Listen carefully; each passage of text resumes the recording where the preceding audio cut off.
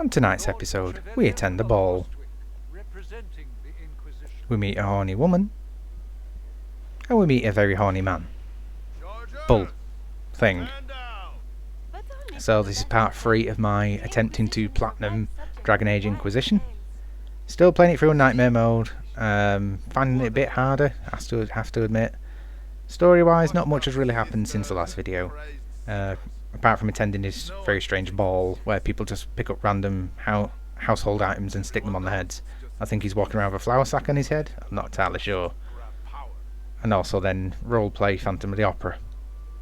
But from a story standpoint, this is where you meet Vivienne, which is a very powerful mage if you kit her out properly. She's jumped straight into my party now, the main 4. I just included this because I thought it's a very good introduction. The guy being a dick with a gold mask, she then sorts out.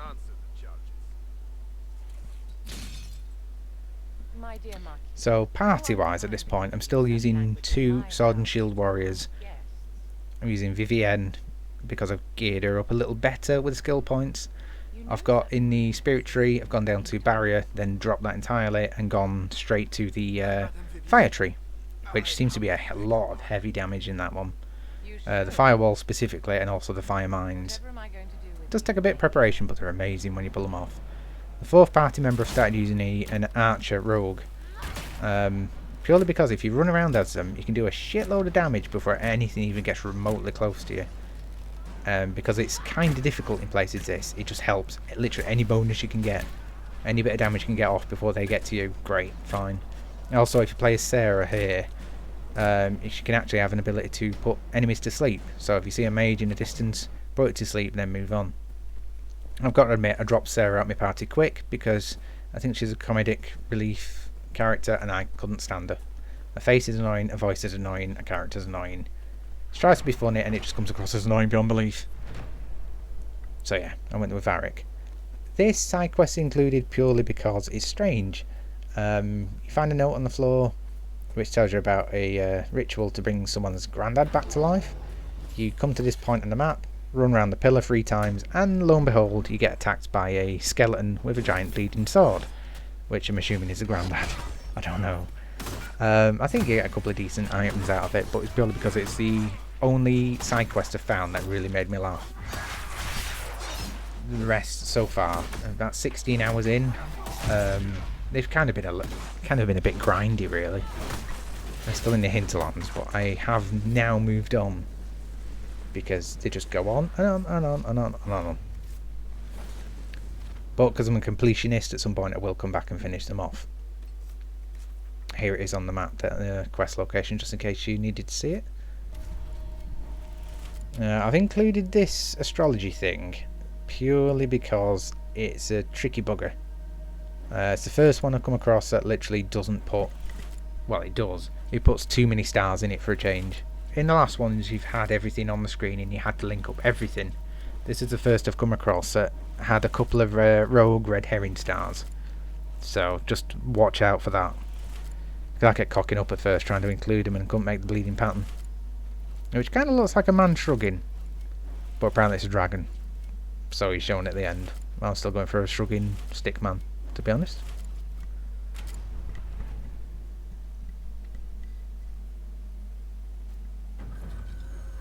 Again, it's kind of, you don't really get a trophy for doing these, but it's worth it for the experience because nightmare mode, you need everything you can get.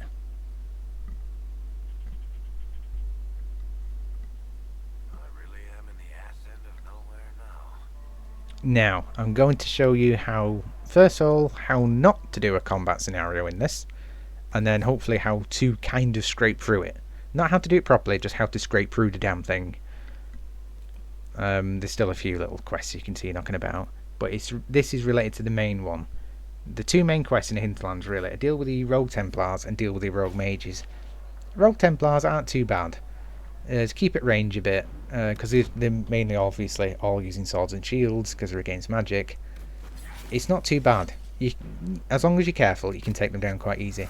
This one, however, because it kind of bottlenecks into a cave, and of course, because they're all mages, they can all stand back and shoot the shit out of you.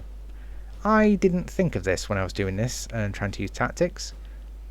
My idea here was to draw them into the bottleneck in the cave mouth and then bomb them. I made the slight error of this overview part. You can control people, tell them what to do and everything, but as soon as you tell them to go here, the AI will then kick in once they've got there and then wander off. You can actually turn the AI off, which I think if you want to use this a lot, it's probably worth doing. Because otherwise, if you tell them to stand there, as soon as something happens, they'll bugger off and run off and end up in bastard Tesco's or something stupid. You turn the AI off, you run the risk of them just standing there whilst they're being stabbed to death and just looking at the watch. So, yeah, both ways you just need to keep an eye on it. So yeah, my idea was here, draw them into it, put a flame wall up, bomb the area. And of course you can see the flaw in the plan already. Spellcasters are just standing on the other side, shooting me. What you will see though, towards the end of this clip, the biggest thing to look out for with these is these freaking frost mines they put down. And most of the damage you can see me taking in here, I can cope with. Bit of healing potions here and there, fine, not a problem. I seem to get spammed to death with these bleeding frost mines, which when they go off, almost instant kill you. I'm not sure how much it is. Look, there's the first one gone up there. And in a second, the whole area will get covered in the bleeding stuff. And then boom, literally, first character goes down immediately, second one shortly after, and then, of course, I'm dead. I think it's because they overlap so much, I'm not sure. They don't harm immediately. I think they have to cast them, then within a few seconds they go boom. But as you can see there, spam to death, and it's all gone to shit. So I did what any valiant warrior would do. I loaded up, started again, and pretended it didn't happen.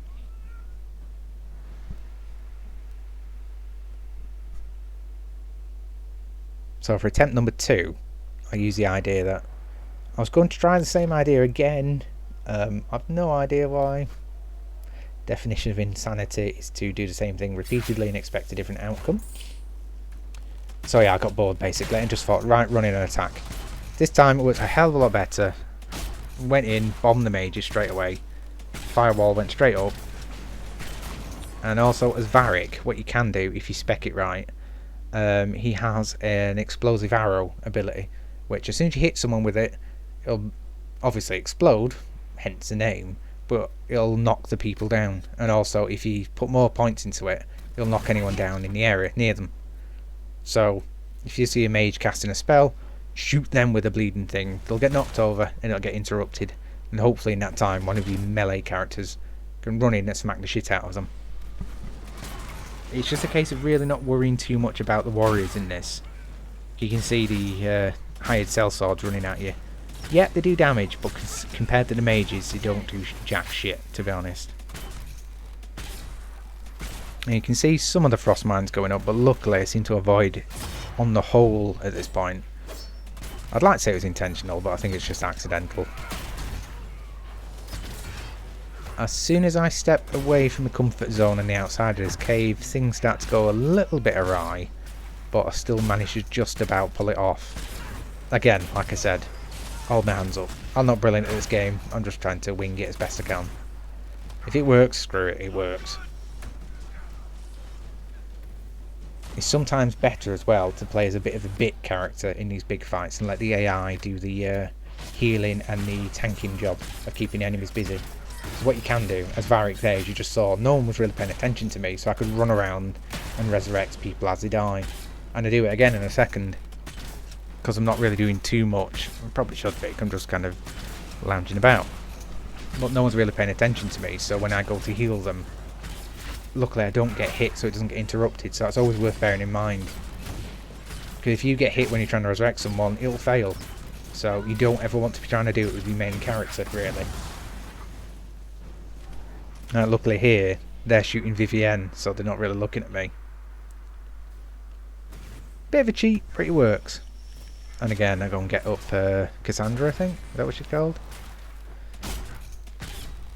See, not exactly a very pretty victory, but it works. So, I don't care. It worked, I don't have to do it again.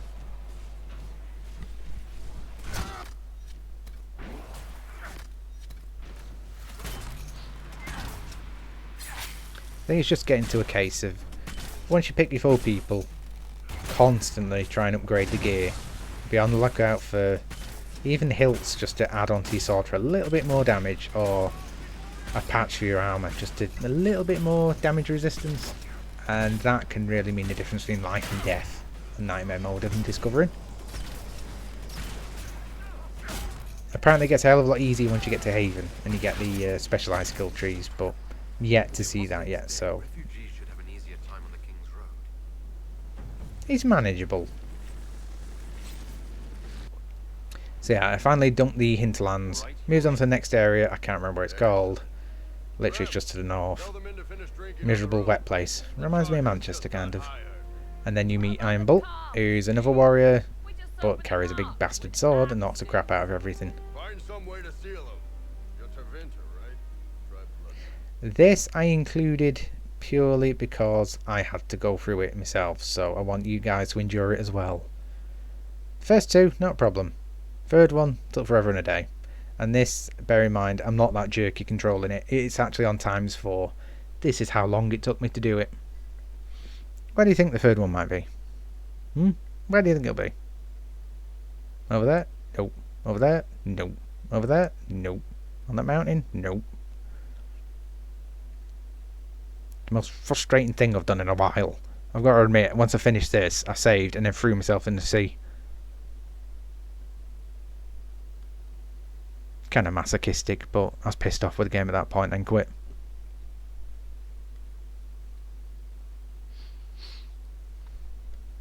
Still going, still going. Should get some Benny Hill music doing this bit, really. Is it up there? Nope. Is it up there? Nope. What about there? Nope.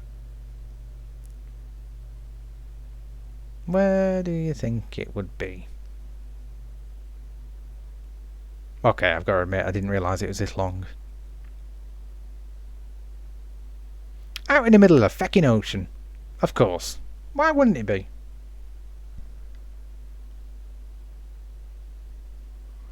If any geeks out there, pay attention to this dwarf's voice.